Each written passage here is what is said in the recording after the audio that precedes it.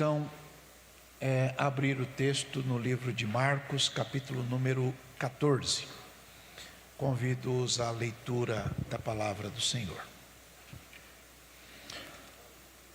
Iniciamos no verso 1, terminamos no verso 9.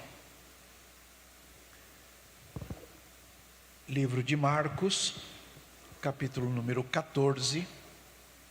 Iniciamos a leitura no verso número 1, finalizando-a no verso número 9. Esse barulho de Bíblia é bonito, gente, vocês não fazem ideia.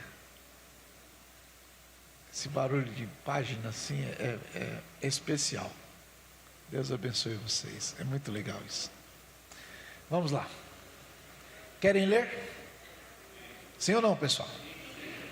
Então vamos combinar o seguinte: gente feia não pode ler, tá bom? Só gente bonita mesmo. Combinado? Do 1 até o 9. Vamos lá. 1, 2, 3.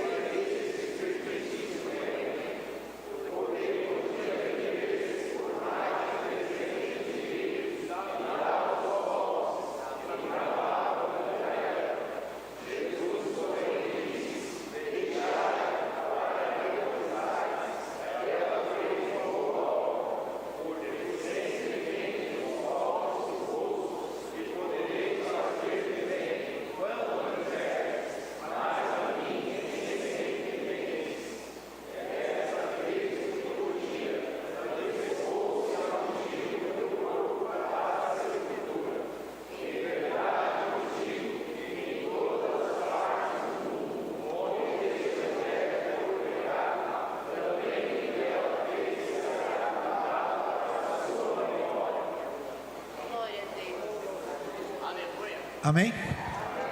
Podemos assentar.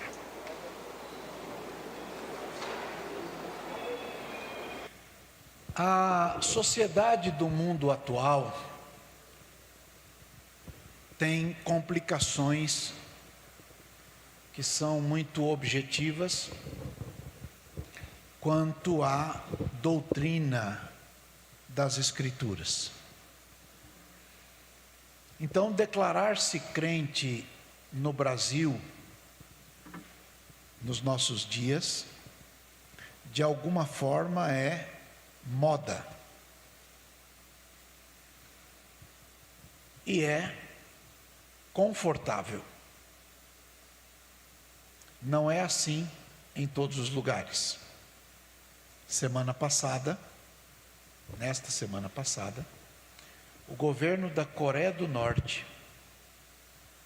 invadiu uma igreja secreta, dessas igrejas subterrâneas, e fuzilou todos os crentes que estavam orando. Todos, na semana passada. E a imprensa brasileira não dá uma vírgula de notas assim. Porque existem as perseguições abertas e as veladas.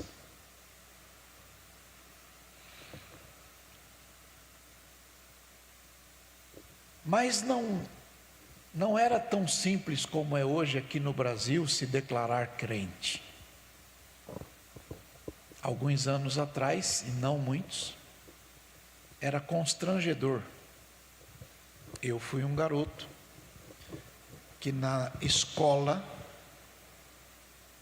recebi muitos apelidos feios pelo fato de ser crente.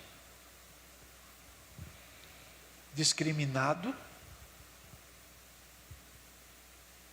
porque era crente.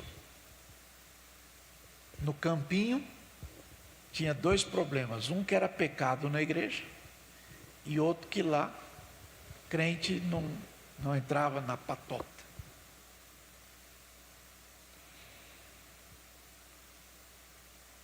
No trabalho,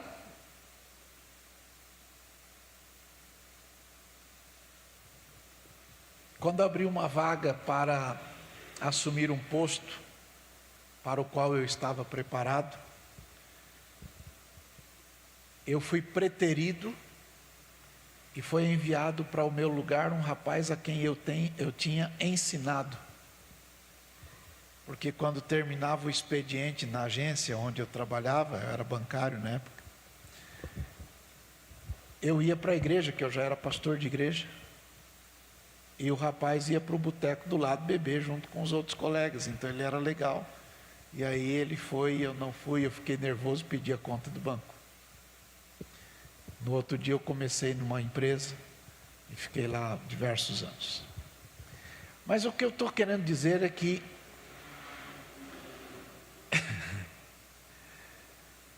a discriminação no passado era muito intensa, muito pesada, pelo simples fato de ser crente.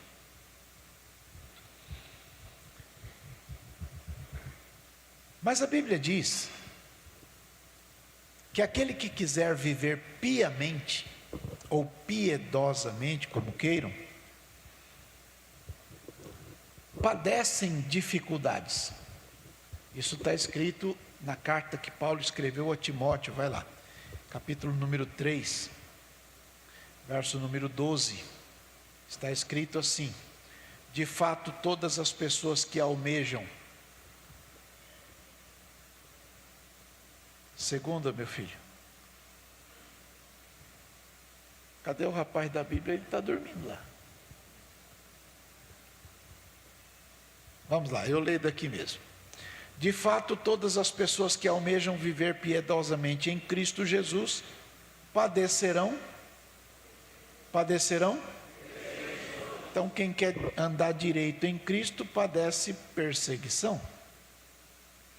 Todavia, os perversos e impostores andarão de mal a pior, enganando e sendo enganados. A verdade é que nem todo mundo que se diz crente ou cristão é de verdade crente ou cristão. E isso é um complicador, porque às vezes a gente sofre perseguição porque alguns irmãos nossos que têm cartão de membro e às vezes com cargos bonitos, fazem cada lambança por aí, que abre margem para a turma falar mal da gente, aí generaliza tudo. E isso é complicado. Dá vontade de bater num cara desse com um gato morto, até o gato miar. Mas vamos fazer o quê? Dá uma espiadinha. Mateus capítulo 18, verso 7. Está escrito assim: ai do mundo, por causa dos escândalos, porque é mister que venham os escândalos, mas ai daquele homem por quem o escândalo vem. Paulo copiou isso na primeira carta aos Coríntios, capítulo 11, verso 19. Veja lá. E até importa que haja entre vós heresias. Para quê? Para quê, gente? Então, quando aparece umas bobagens dessa, também se manifestam os que são sinceros. Entendem isso, sim ou não? Bom, É verdade que a gente precisa ficar atento sobre a nossa própria maneira de manter um relacionamento com as pessoas que se dizem cristãos, mas têm um comportamento complicado. Vai de novo na primeira carta aos Coríntios, agora no capítulo 5, verso 10. Primeira carta aos Coríntios, capítulo 5, verso 10. Volta no verso 8. Verso 8. Façamos festa não com fermento velho, nem com fermento da maldade e da malícia, mas com os asmos da sinceridade e da verdade. Verso 9. Já por carta vos tenho escrito que não vos associeis com os que? Não vos associeis com os que?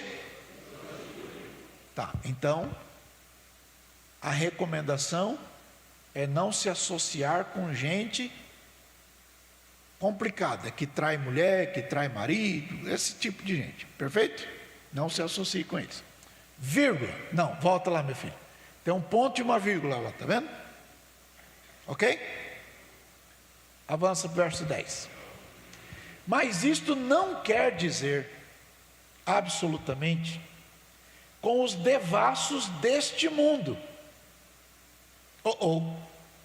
Então ele está dizendo que a gente não pode manter contatos com pessoas que se prostituem, vírgula, mas não quer dizer com as pessoas do mundo, porque você não pode saber se a pessoa com quem você tem negócio, seja no banco, seja na empresa, seja onde quer que você esteja, você não pode saber se ele é ou não uma pessoa que vive uma vida devassa.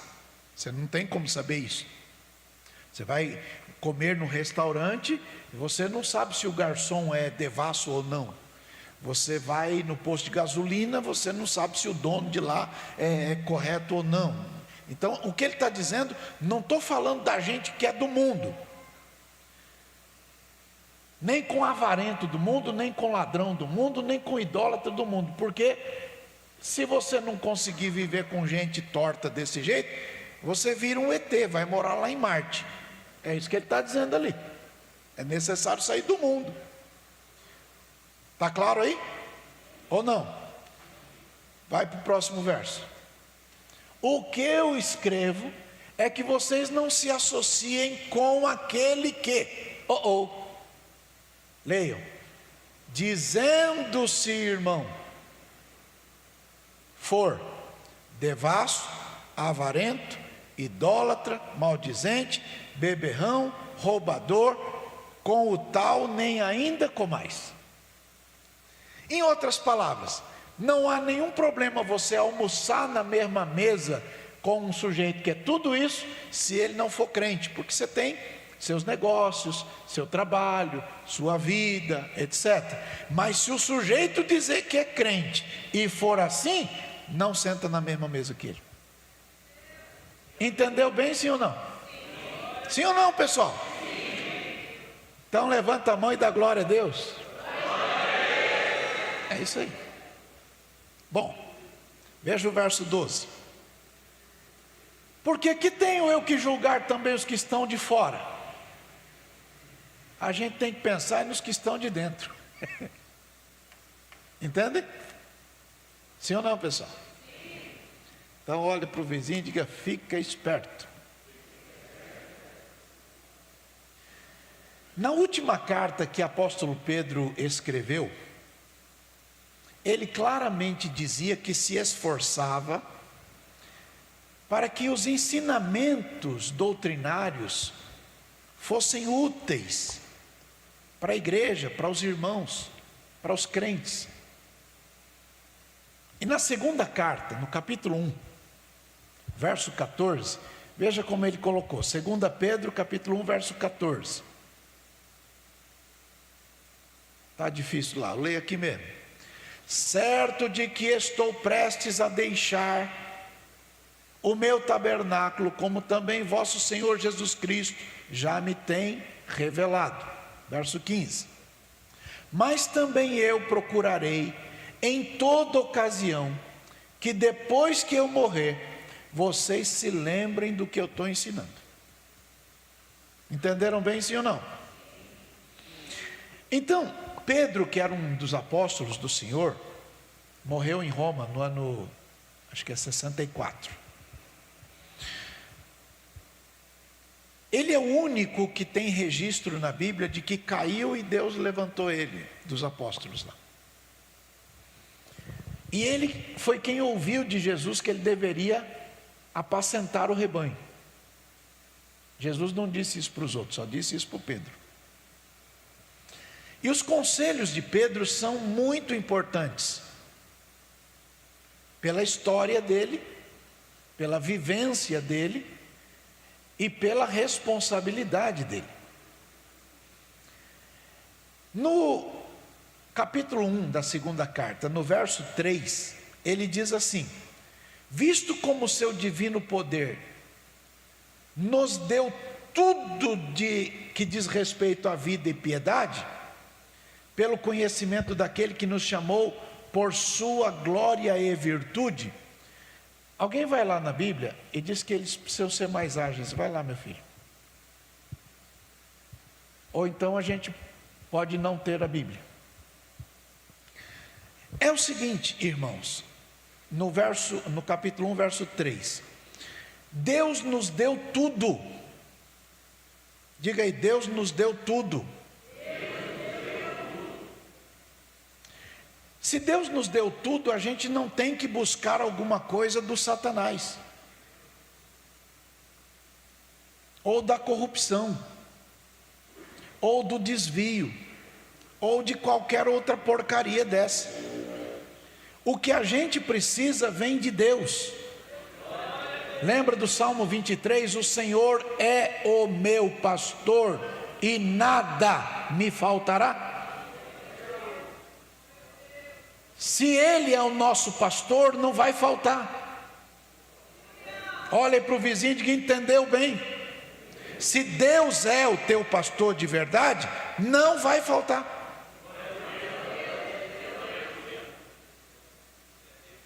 Então, a gente deve olhar para dentro de nós mesmos com responsabilidade e perceber que Deus nos dá tudo de que precisamos. Voltem agora para o texto de Marcos capítulo 14. Era a última semana de Jesus aqui na terra, antes da crucificação. A última semana, uma semana decisiva, uma semana muito importante, uma semana intensa. Jerusalém estava borbulhando, esperando por Jesus, mas não estava esperando por Jesus para bater palma, como foi feito na entrada triunfal. Tinha o calabouço esperando, a prisão, tinha os documentos de acusação, as licenças, os papéis, o sumo sacerdote, o sinédrio, os soldados, procurador, o governador, o rei, todo mundo esperando por Jesus. E o negócio não estava bom. A turma queria a cabeça de Jesus.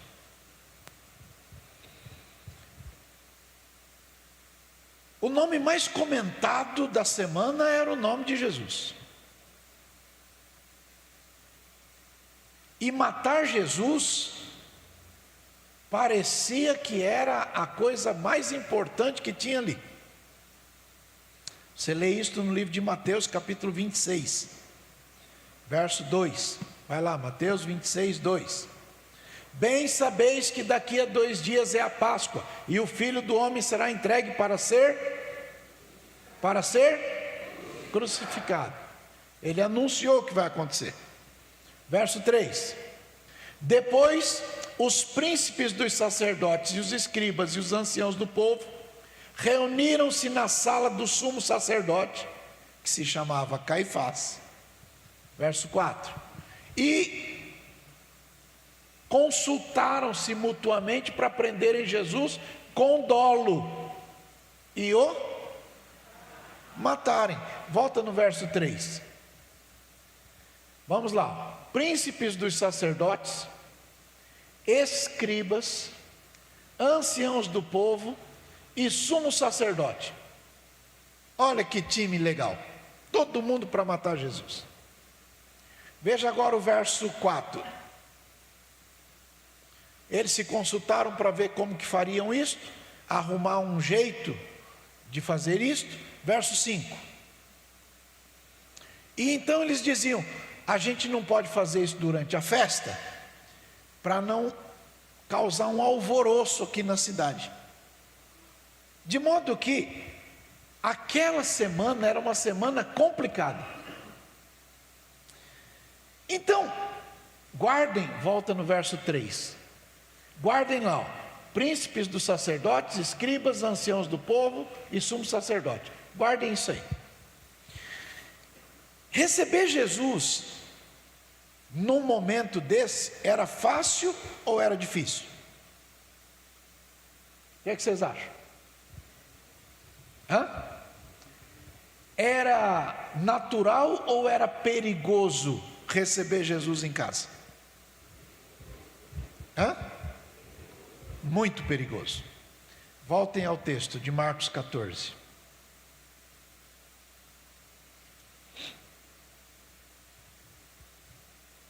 Verso 3. Lá em Jerusalém, a turma estava procurando um jeito de matar Jesus. Em Betânia, que é colado, menos de 2 quilômetros, tem um homem chamado Simão. O Simão convida Jesus para ir na casa dele. Diga, convidar Jesus para ir na casa dele. Nesta semana era muito perigoso. Diga, precisava ter coragem.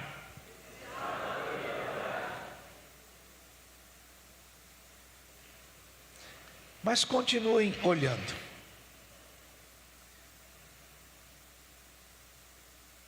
O homem não só recebeu Jesus, ele ofereceu um jantar para Jesus. Mateus capítulo 26, ele oferece um banquete. João capítulo 12, ele oferece uma ceia. Ele ofereceu um jantar para Jesus. Num mês ou numa semana ou num momento que todo mundo quer matar Jesus, que odeia Jesus, ele recebe Jesus em casa.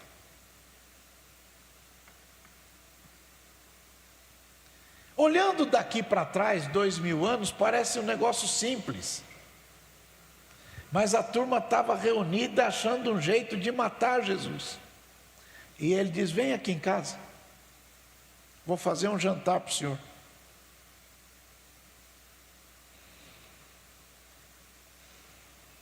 Ele se arriscou. Ele se arriscou. Porque receber Jesus era difícil. Mas, quando você lê o texto, Simão o leproso,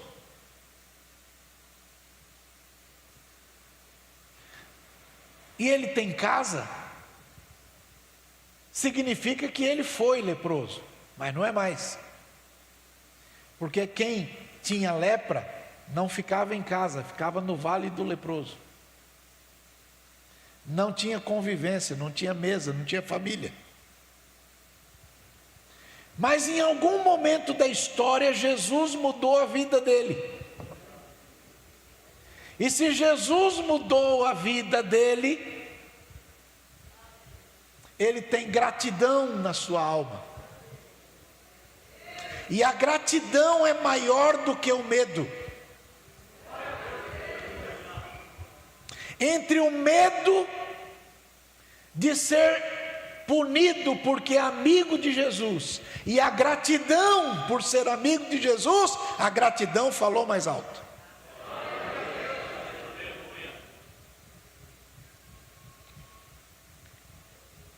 Ele tem em casa agora, e ele pode oferecer um jantar para aquele que o curou, e ele pode se sentar à mesa com aquele que o salvou,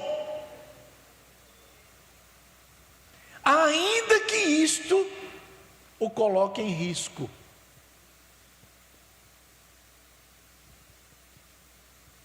Nós não podemos dizer como foi que Cristo o curou, porque nós não temos base, e a gente não pode ir além do que está escrito. Mas a gente pode dizer que antes dele ser curado, ele vivia isolado, amargurado, triste, angustiado, solitário, tinha fome e sede, condenado, estava definhando, até que encontrou Jesus. E quem encontra Jesus tem a vida transformada. E então tem coragem de receber Jesus em casa, ainda que isto lhe custe tudo.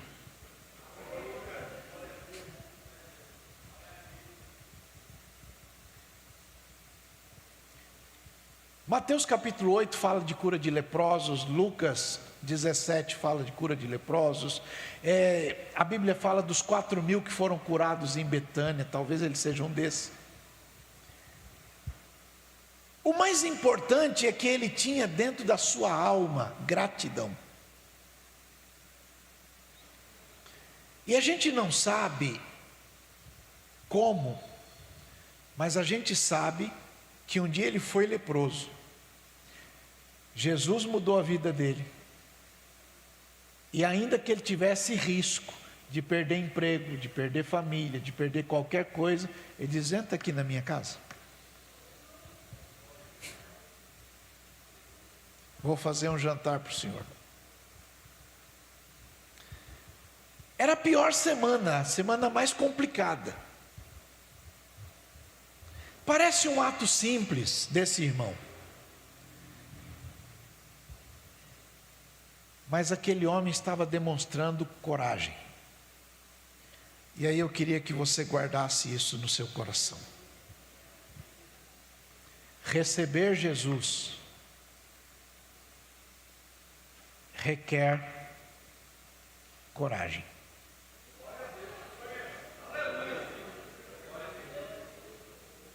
Coragem. Um homem sem coragem é pior do que qualquer coisa. Mas um crente sem coragem é pior do que um homem qualquer sem coragem.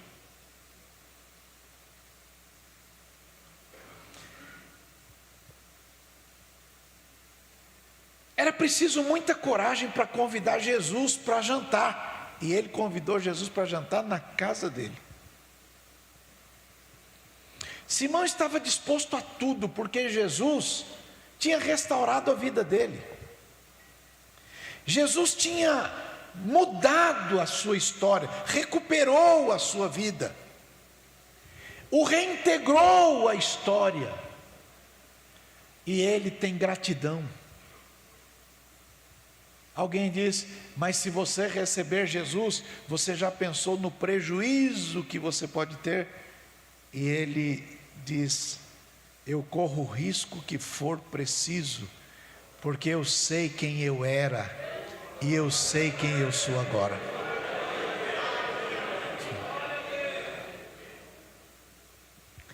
Para melhorar a questão, o principal não é receber Jesus em casa, é como receber Jesus em casa.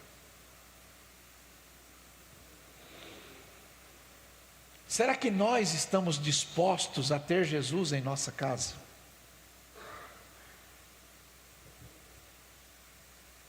Num tempo que Jerusalém fervilhava de ódio, ele recebeu Jesus em casa com respeito, com honra, com um jantar.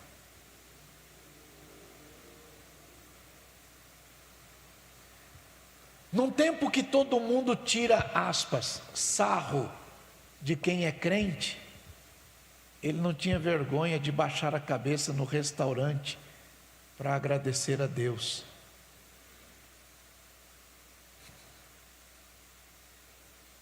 Num tempo que todo mundo acha que ser crente é coisa de outro planeta, ele não tinha vergonha de sentar-se à mesa de um restaurante e ter a Bíblia perto dele.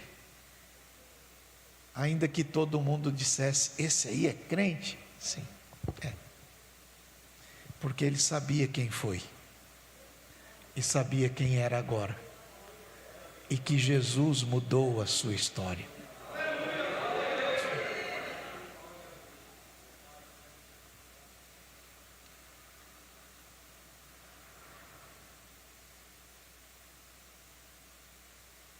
Dia desse eu estava chegando em casa. Eu moro num prédio. E tem lá umas pessoas que trabalham na frente, na portaria. E um senhor que trabalha lá disse: boa noite, pastor. Boa noite, Deus te abençoe. Preciso falar com o senhor. Pois não. Falou: não, pode entrar, aguardar o carro, daqui a pouco, falou a hora lá, tem a minha mudança de turno, eu vou tomar café, aí eu falo com o senhor. Muito bem, subi, já eram umas 11 horas da noite, desci, ele falou: eu tenho uma palavra de Deus para o senhor. Pois fale. Saímos a caminhar, e o senhor falou comigo, através da vida daquele homem. Bom, eu não consigo chegar nem um dia agora lá sem que a turma diz: tudo bem, pastor? Como vai, pastor? Tudo bem aí, pastor? Legal, pastor? Tudo legal. A vida servindo ao Senhor não pode ser vida de alguém que se esconda.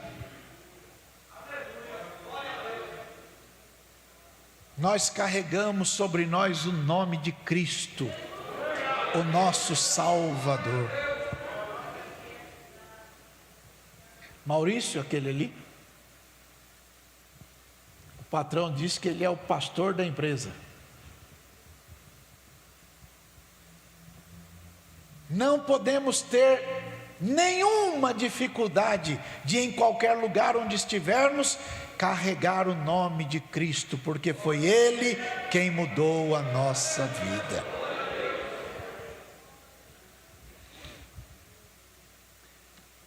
Então Jesus entra na casa de Simão,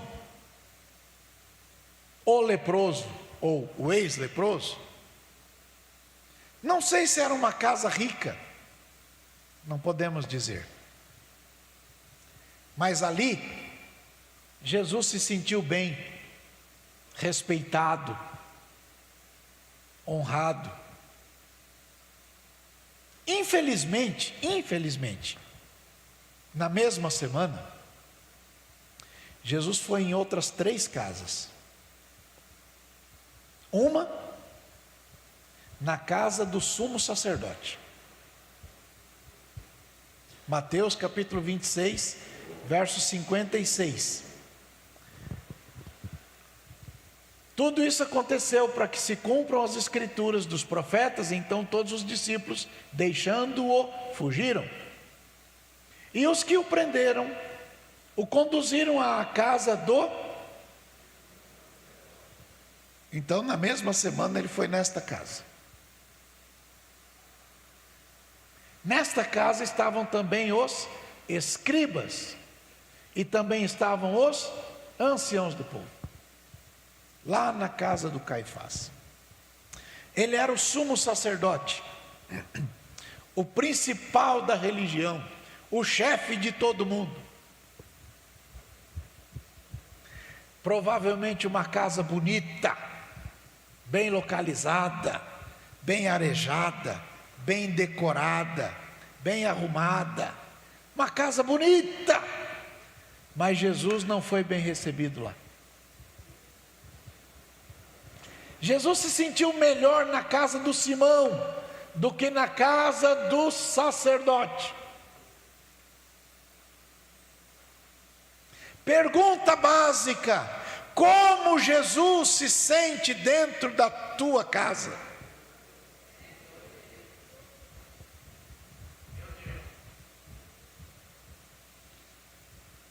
Provavelmente é a melhor casa lá da capital. Mas Jesus não foi convidado nem para tomar um copo d'água.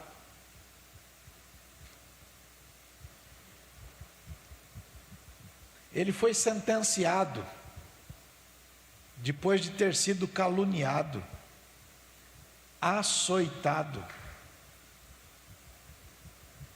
Na casa do sumo sacerdote, Jesus teve que ouvir falsas testemunhas, contratadas para falarem mentira.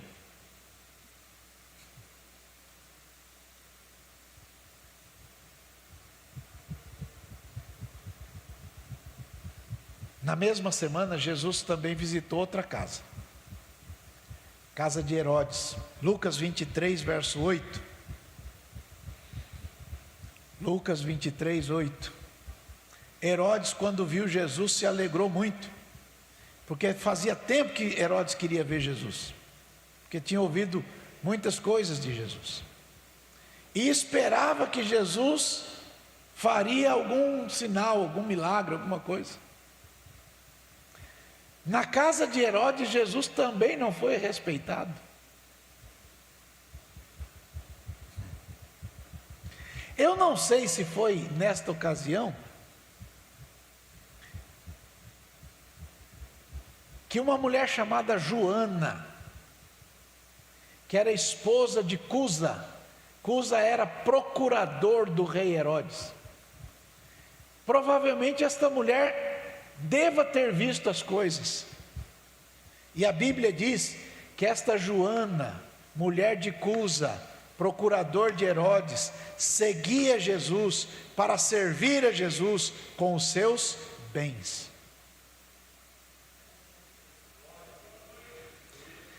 Há casas em que Jesus não é bem recebido, fala-se nele, divulga-se o nome dele, mas querem ver sinais, mas não com respeito.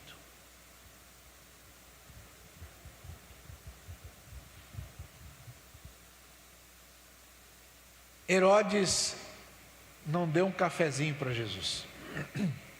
Na mesma semana, Jesus foi em outra casa, casa de Pilatos. Na casa de Pilatos, que era o procurador do Império Romano, a última palavra era de Pilatos. Herodes era o rei imposto por Roma, mas em cada região Roma tinha um homem que falava pelo imperador, e o homem que falava pelo imperador era Pilatos, que não era judeu. Jesus foi para a casa dele, ele viu um monte de coisa, conversou um monte de coisa. Poderia ser a casa mais importante, porque ele falava pelo imperador. Mas Jesus não foi convidado nem para sentar num tamborete.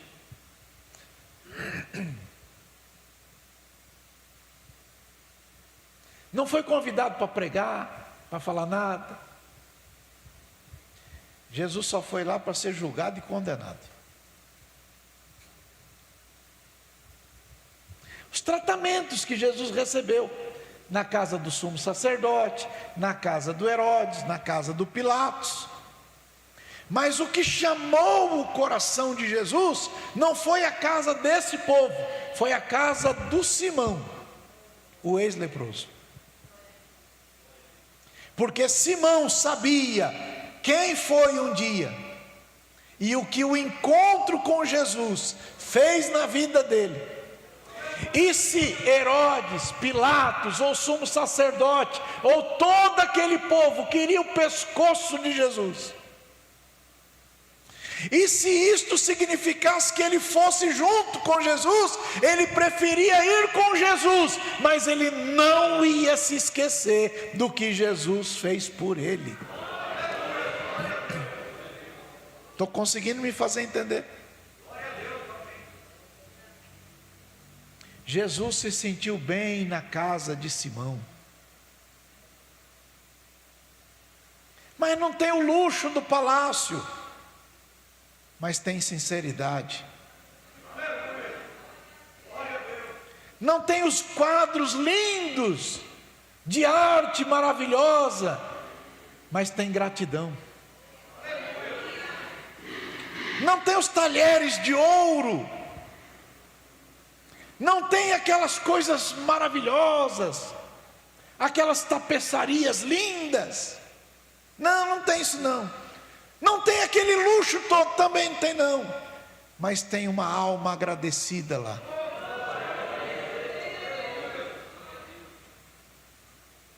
Pergunta aí para o vizinho, como Jesus é recebido na tua casa?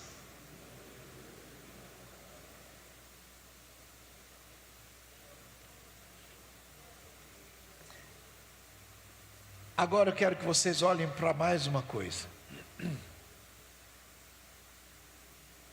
No verso 3. Na casa do Simão aparece uma senhora. Ela tem um vaso feito de pedra de alabastro. Esculpia aquilo e dentro guardava algumas coisas. Uma das coisas era o perfume. A mulher quebra o vaso de pedra, derrama sobre Jesus. Tem um povo que fala um monte de bobagem, sempre tem. Mas o que eu queria que vocês pensassem, porque essa história do vaso de alabastro, do perfume, um montão de pregador bom já ensinou vocês, melhores do que eu. O que eu quero que vocês percebam, verso 3, é que na casa do Simão entrou uma mulher para adorar Jesus.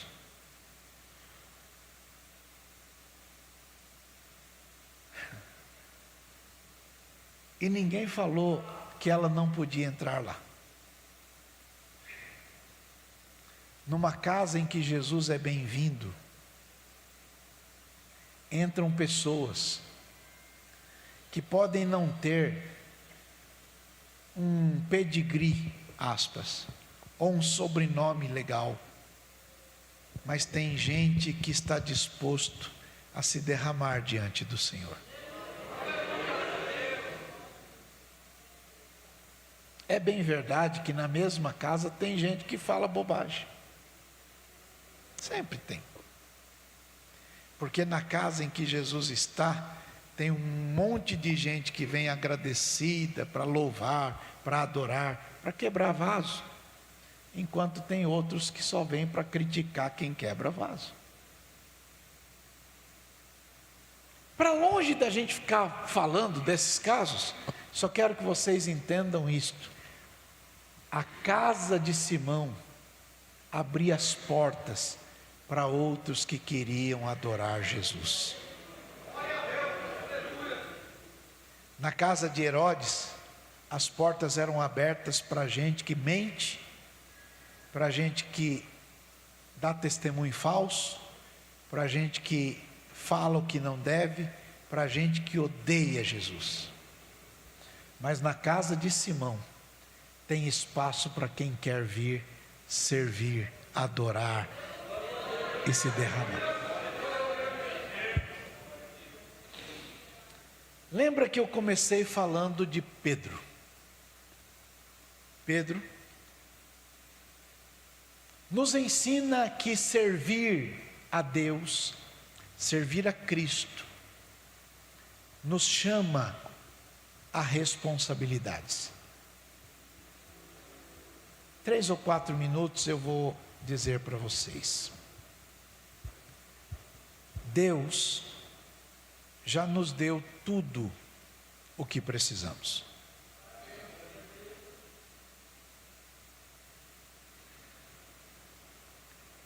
nos fez participantes da natureza dele.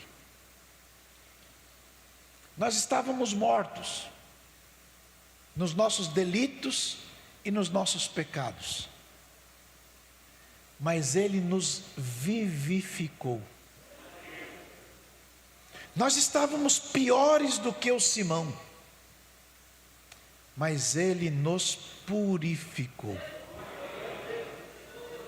Nós estávamos estragados, mas ele nos consertou. Nós estávamos indo para o inferno, mas ele nos colocou no caminho do céu.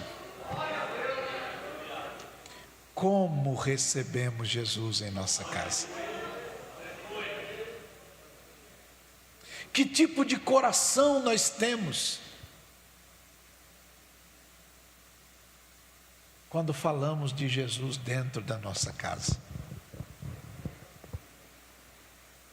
Então, Pedro diz assim: você quer de fato agradar a Jesus? Coloque nas virtudes que você tem a fé, porque sem fé é impossível agradar a Ele. Mas não fique por aí. Acrescente nesta fé conhecimento, palavra de Deus. Junte a isto domínio próprio, tenha equilíbrio. Como é que pode a gente se dizer crente e o vizinho ficar dizendo: que bagunça é essa aí do lado? De novo a mulher gritando que está apanhando do marido? Que coisa esquisita, mas eles não são crentes? Aí aparece ela com machucado e o sujeito com a Bíblia bonita indo para a igreja e o vizinho dizendo: mas que negócio é esse? Como Jesus é recebido em nossa casa? Em que ambiente? Ambiente de verdade ou ambiente de mentira? Ambiente de concórdia ou ambiente de discórdia? Ambiente de paz ou ambiente de guerra? Ambiente de reconciliação ou ambiente de destruição? O que os outros veem na gente? O que o mundo vê na gente? Você sabia que um monte de pessoas que você conhece, a única Bíblia que eles vão ler não é essa de papel? A única Bíblia que eles vão ler é a tua vida. É o teu jeito de ser. É a tua forma de ser. É o teu comportamento nos negócios, na vida, no trabalho, na estrutura social da sua história. Diga para o vizinho: ser crente é coisa séria.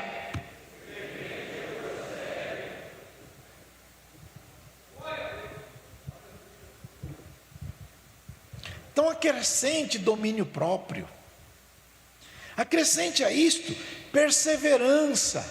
Não é um dia euforia e outro dia... Não, levanta a cabeça. Jesus disse: no mundo você vai ter aflição, mas tenha, não é só tenha ânimo, é tenha bom ânimo. Chacoalhe o colega e diga: se anima, irmão. Tem uns irmãos que são desanimados para pregar, outros são desanimados para cantar, outros são desanimados. Não, gente, viva animado. Bota um sorriso nesse rosto bonito que Deus te deu, alegre a tua alma e glorifique ao Senhor, porque Ele mudou a sua vida.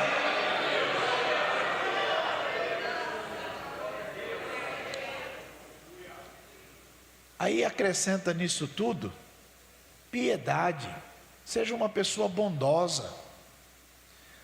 Tem gente que nasceu para ser ruim. Tem gente que é ruim, é complicado. Não, mas você é chamado para ser crente. Tenha piedade. Acrescente a isto fraternidade. Tenha amizades sólidas. Invista na amizade. Um homem muito sábio que preside a nossa convenção um dia me disse: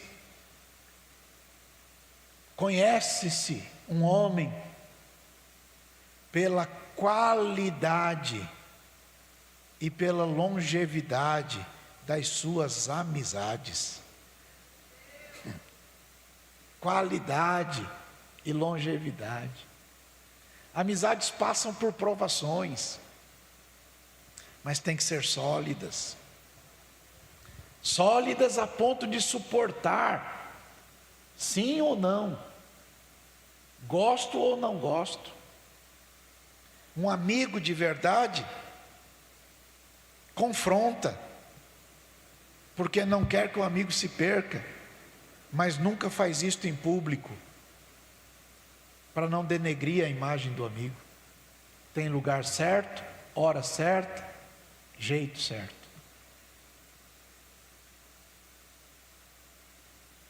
Acrescente a isso tudo, amor. Nós somos da turma do amor. Nós não somos da turma do ódio. Nós somos da turma do amor. Amor tudo suporta, tudo crê, tudo espera, tudo padece. A turma do amor não vai para a televisão para um falar mal do outro. A turma do amor não escreve mensaginha de indireta. A turma do amor não arruma um grupinho para falar mal do outro, para o outro grupinho falar mal do outro. Olha para o vizinho e diga: a gente é crente. Diga: o mundo vai reconhecer que o Pai enviou Jesus só se a gente se amar. Sabe quem falou isso? Jesus. Jesus disse que o mundo vai reconhecer que o Pai o enviou se a gente se amar. Olha para o vizinho e diga: você tem que me amar.